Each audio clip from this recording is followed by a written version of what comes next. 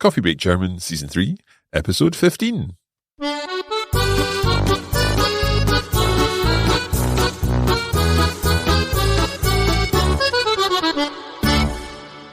Hallo und herzlich willkommen zu Coffee Break German. Ich bin Marc.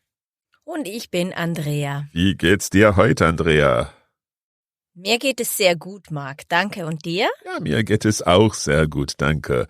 So, what do we have today? Was lernen wir heute? So, heute lernen wir etwas Neues über den Genitiv. So, we're going back to the genitive. But it's old and new today because we're going to look at relative clauses, which we know, and we're just introducing now also the genitive to our relative clauses. Okay, so the relative clauses are these scenarios where we're giving a little more information in some cases. Yes. Excellent. Okay, well, we'll start with a little bit of review on material that we've covered before using other cases, and then we'll see how this all applies to the genitive. Shall we get started? Ja, los geht's. Los geht's.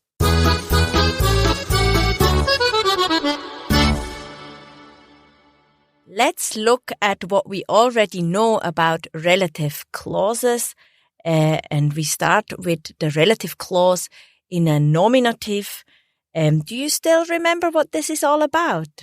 Yeah, I mean, I think it's like the which or that in a sense. Yes, very good. And I have a little example for you. Das sind die Kinder, die so schön singen. So those are the children who sing so beautifully. Ja, genau, richtig, Marc. And here we have our relative clause in the nominative with a nice relative pronoun. And the relative pronoun in the nominative is just like the article also in the nominative. So we have here, das sind die Kinder, yeah, with die in the nominative. And then die so schön singen. So we just repeat what we've already had because this is all in the nominative. So das sind die Kinder, die so schön singen. So we've seen this before. Exactly. So if we look at all the relative pronouns in the nominative, could you tell me them? Yeah, because they're the same as the articles. So that would be der, die, das, and die for the plural. Yes, very good. Excellent. So let's quickly move on to the accusative. And I have an example here for you. Das ist der Mann, den ich gestern gesehen habe. Right, so there, that is the man, or this is the man, den ich gestern gesehen habe, whom I saw yesterday, or that I saw yesterday, I suppose, in some cases.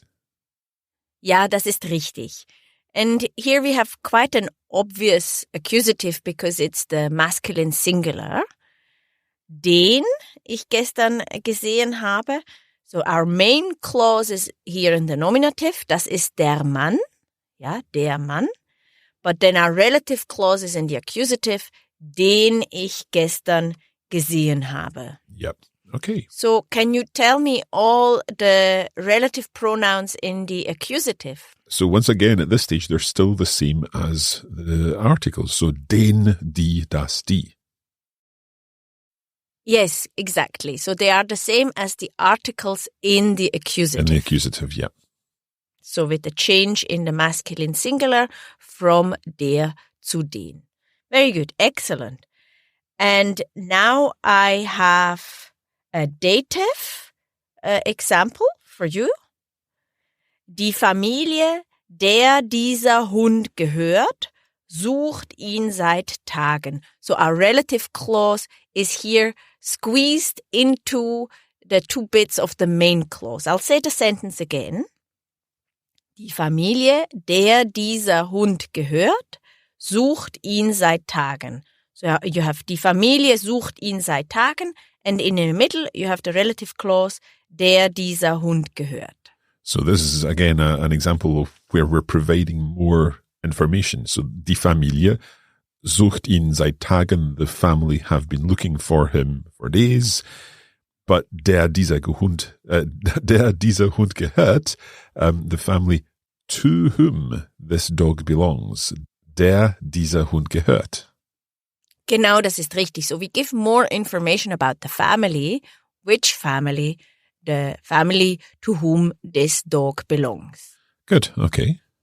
And now let's look at the relative pronouns in the dative. So we've seen here we have die Familie, der, so that's a nice dative relative pronoun. Do you know also the others? Yeah, so again, similar to the articles in the dative, but there is one change as far as I remember. We've got dem for the masculine, der for the feminine, dem for neuter, and then if I remember correctly, the plural form becomes denen. Yes, that's exactly right. So if we had here the people to whom this dog belongs, we would say, die Leute, denen dieser Hund gehört, suchen ihn seit Tagen. Okay, that all makes sense. Do you have another example? Yes, I do. Meine Freundin Barbara, mit der ich zur Schule ging, wird heute 50 Jahre alt. Okay, so meine Freundin Barbara, my friend Barbara, wird heute 50 Jahre alt, will be 50 years old today, and then that little extra bit of information in there, mit der ich zur Schule ging, with whom I went to school. Ja, genau, richtig. Sehr gut, ja? I noticed that some of these examples that we've been looking at have prepositions before the relative pronoun, like mit der and so on. Yes, this is an extra challenge for yourself and our listeners. There are some prepositions that have a fixed case to go with, like mit goes with a dative, or für always goes with an accusative. But there are also our Wechselpräpositionen, so the prepositions that can go either with a dative or with an accusative. And this depends on the verb that precedes the preposition. And I have a small example for you if you would like to hear it. Ja, natürlich. So first we're looking at an example with an accusative.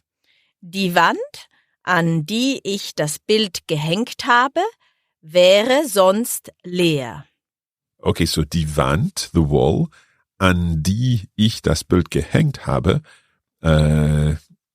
to which I have attached the painting or hung the painting. Ja, genau, sehr richtig, ja. Then wäre sonst leer. Otherwise would be empty. Ja, das ist richtig. That's quite tricky, that. Wäre sonst leer. Yes. It's wäre, would be. It's a hypothesis. Okay. Right, so the wall to which, so an die ich das Bild gehängt habe. Genau. So now let's look at the next example with the dative and then we can see the difference. Die Wand, an der das Bild hing, war zuvor leer. Right, so there, die Wand, an der das Bild hing, so the wall on which the painting hung. Ja, genau. War zuvor leer, was previously empty. Genau, das ist richtig. Okay, so can I try and explain what's happening here, and you can correct me if I'm wrong? Sure. So the wall, the second example, die Wand an der das Bild hing, that would be, that's a dative in there because the painting was hanging on that wall and it was already there. It's the location of the painting. Genau, ja. Whereas in the first one, an die ich das Bild gehängt habe, that's an accusative because you're actually placing the painting onto the wall. So there's movement involved, there's change of place involved, and that's why it's like going into the room rather than being in the room. Genau, das ist richtig. Sehr gut. Bravo. Well done, Mark. Very, very good. Okay. Very, very good. So we've looked at the nominative, we've looked at the accusative and dative relative pronouns. What happens then with the genitive? Yes, because this is why we're here today. We want to look at relative clauses in the genitive. And just like with other cases, it's the verb or the preposition that tells us, hey, we want a genitive here. And it's very similar to the other cases because we have a genitive relative pronoun. And I'm going to tell you these now because it would be very difficult to figure them out just yourself. Okay. So we have the masculine singular, which is dessen. Okay, I knew there would be an S in there somewhere. Oh, yeah, definitely. Yeah. And then we have the feminine singular, which is deren. Deren, okay. And then now it gets really practical because we have the neuter singular, which is also dessen. Oh, right. Okay, that's good. Yeah. And then we have the plural, which is also deren. So it's dessen, deren, dessen, deren. And that's a sort of pattern that we've seen before. Yes. Very often we see at least similarities between the masculine singular and the neuter. And when we're very lucky, then we see similarities between the feminine singular and the plural. Good. Okay, so we've seen these 4 cases for the relative pronoun in the genitive. That's dessen, deren, dessen, and deren. And maybe it would make sense just to think a little about what the word is in English that we're more than likely to use. And I think it's going to be whose or of whom. Ja, genau, das ist richtig. Ja. Could we see some examples of this then? Ja, na klar. Also ich habe hier ein Beispiel. Das sind die Schuhe, deren Sohlen kaputt sind. So, das sind die Schuhe. Those are the shoes. Deren Sohlen kaputt sind. Whose soles are broken. Ja, genau. Right. So the soles belong to the shoe or the shoes, and therefore they are of the shoes, and that's where we're getting our genitive. Genau, das ist richtig. I'll give you another example with a masculine singular. Mm-hmm. Das ist der Mann, dessen Frau Bürgermeisterin ist. Right. Okay, so this is making sense. Das ist der Mann, that is the man, dessen Frau, whose wife, Bürgermeister is the mayor. Bürgermeisterin. Bürgermeisterin ist the mayor. Ja, genau, sehr gut, sehr schön. So now we want to look at something else that happens very often when we use these relative pronouns in the genitive. And it's a possessive relative clause. And we're using the genitive relative pronouns after a preposition. Yeah. And a preposition that would require an accusative or a dative. This now sounds super complicated. Yeah, you've lost me here. But I will make an example and then we look at it now and I think it will all become very clear. Okay. So we look at Franz here. Mm-hmm. Franz sieht seinen Nachbarn, für dessen Hund er Futter gekauft hat. Okay, so Franz sieht seinen Nachbarn. Franz sees his neighbor. Then I think you said, für dessen Hund er Futter gekauft hat. So Futter is food for an animal. Genau, ja. So für dessen Hund er Futter gekauft hat. So for whose dog he bought food. Genau, das ist richtig. So you see now, this is less complicated than it sounded at the beginning. So what is interesting here is that we have für, which we previously said needed an accusative. Mm-hmm. And we have an accusative. It's the whole dessen Hund that is the accusative. Right. So if, hypothetically, German were a language where we had to change the actual word, then Hund would have an accusative form there, but the dessen is still the genitive of the relative clause. Is that right? Genau, das ist genau richtig. Very well done, Mark. Very good. Should I give you another example Yeah, to that maybe will definitely make help. this a little bit more comfortable? Ja. Das sind die Kinder, an deren Schule ich unterrichte.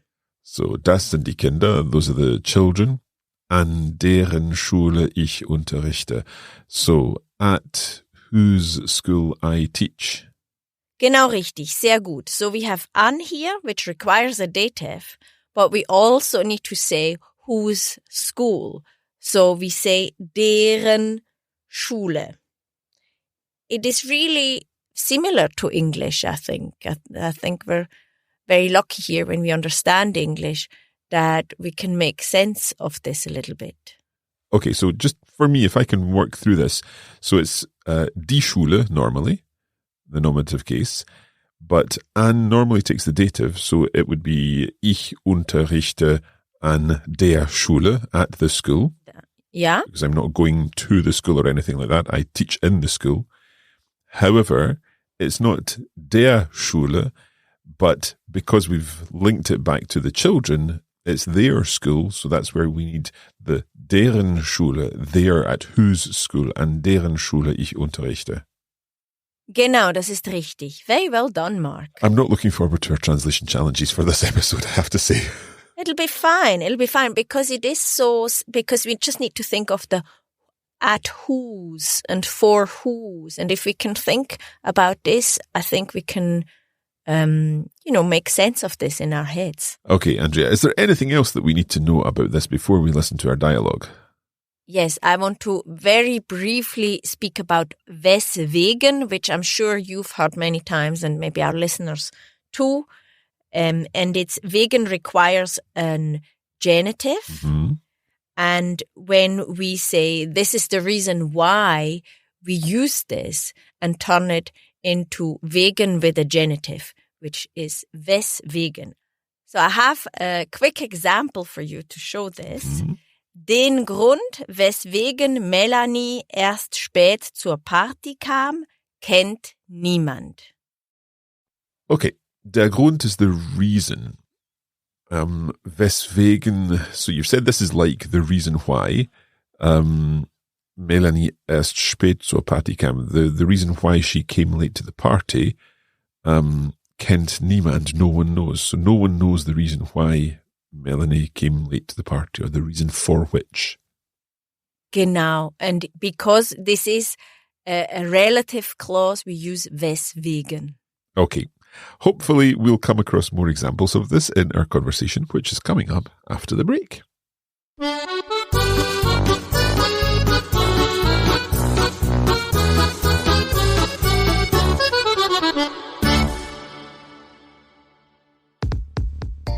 In addition to the podcast version of Coffee Break German Season 3, we're also putting together a full course on the Coffee Break Academy, where you'll be able to access bonus materials to help you make even better progress with your German. That's right. Not only will you be able to enjoy an ad-free audio version of each lesson, we'll also provide a bonus episode where Andrea will be testing us with some translation challenges based on the topic of each lesson. And of course, there are comprehensive notes and a video version of each lesson too.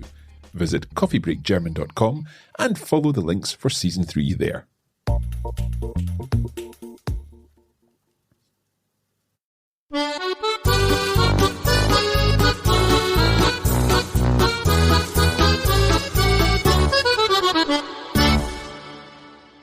Okay, today we are talking about relative pronouns in the genitive case. Now, Andrea, do we have a dialogue today that's going to give us more examples of this, perhaps? Yes, we are going to hear Helene and Florian, Mm-hmm. and they talk about old times. They're looking at photographs. Excellent. Let's have a listen and listen out for those genitive relative pronouns.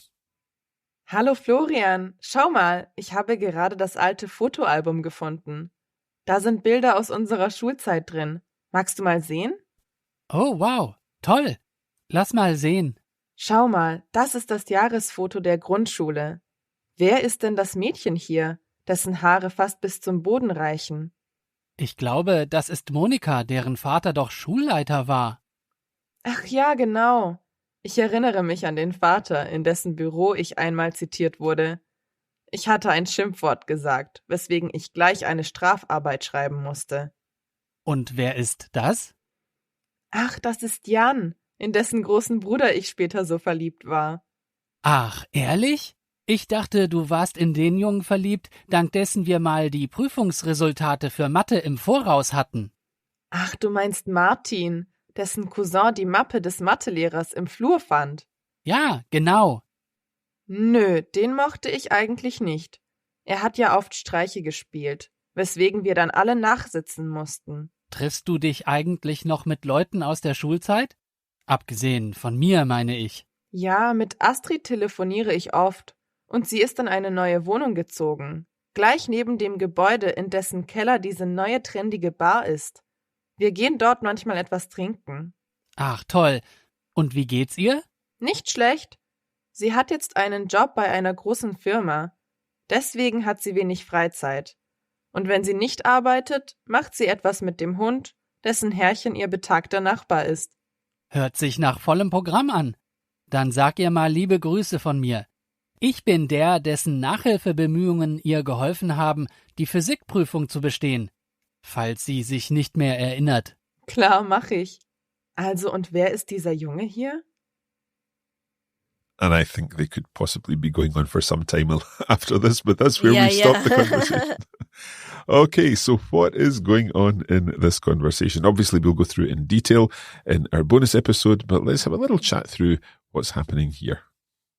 Ja, genau. So we have Helene and Florian, and they're looking at old pictures from school and talk about who is who. Okay. And they speak of a girl whose hair is so long that it touches the floor. Yeah, she was the daughter of the head teacher, wasn't she? Yes, and then they look at the picture of Jan. And Helene used to be very much in love with his brother. That's right, yeah. Okay, but I think Florian thought she was in love with another boy. Ah, yes. So the boy, he thinks she was in love with the boy who once gave them the math results in advance. And Helene remembers that boy. His name was Martin. Mm-hmm. And it was his cousin who found the folder of the math teacher in the corridor. It's getting very complicated. I know. But she never liked Martin very much because he was a bit cheeky and he played the tricks. And then everybody got punished for the tricks he played on people. Florian asks if Helen still sees people from school. Yes, apart from obviously Florian himself, and she says that she sometimes chats to Astrid on the phone and that she has moved into a new flat in the building where there is now a trendy bar in the basement. And sometimes they even go there to have a drink. That's right. She's got a new job too, and therefore she doesn't have too much time for meeting up. That's right. So she's quite busy because next to her job, she also sometimes walks her elderly neighbor's dog. Indeed. Okay. So Florian asks Helen to give Astrid his best wishes. Mm-hmm. And so that she remembers who he is, he says that he's the guy who tutored her through the physics exam, because otherwise she wouldn't have passed. Indeed. And then they continue on to talk about more people in the photo. But as I say, that's where we've left our conversation. But there were definitely a number of, I recognise the dessen and the deren and so on in there. And we'll go through these, as I say, in our bonus episode. Also, das reicht für heute, oder? Und noch nicht ganz, Mark. You have forgotten that we have noch eine Kleinigkeit. Natürlich.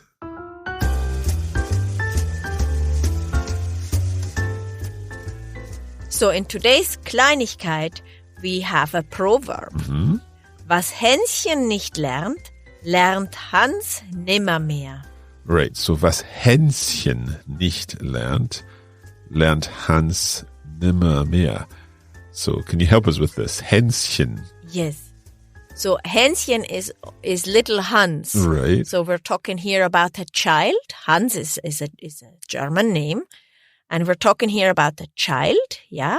So what little Hans doesn't learn, Hans, so adult Hans, will never learn. Right. So is this kind of like saying you can't teach an old dog new tricks? Yes, that's exactly it. So this is a proverb that tells people that they should teach their kids young what they find important, like manners or eating properly, and all these good habits that we want people to have, that we should start them young. Now, Andrea, I have to say that I don't necessarily agree with this when it comes to language learning, because I think you can learn a language and enjoy that learning process at whatever age you happen to be. I know that we've got coffee break learners in their 90s enjoying learning French and German and Spanish and Italian and so on. So definitely when it comes to language learning, both Hänschen and Hans can learn just as well. I would totally agree with you, Mark. I'm not the biggest fan of this proverb because I think there are many areas of life where this is not true. But still, it is a very common proverb, and I think it's quite funny. And it's always good to know what people are talking about when they say these proverbs, even if you don't necessarily agree with them. Okay, that is where we're going to leave this episode of Coffee Break German. We hope you've enjoyed it. As I said, we'll be going through our conversation in detail in our bonus episode, and we also have some translation challenges to do. But for now, vielen Dank und bis zum nächsten Mal. Bis bald.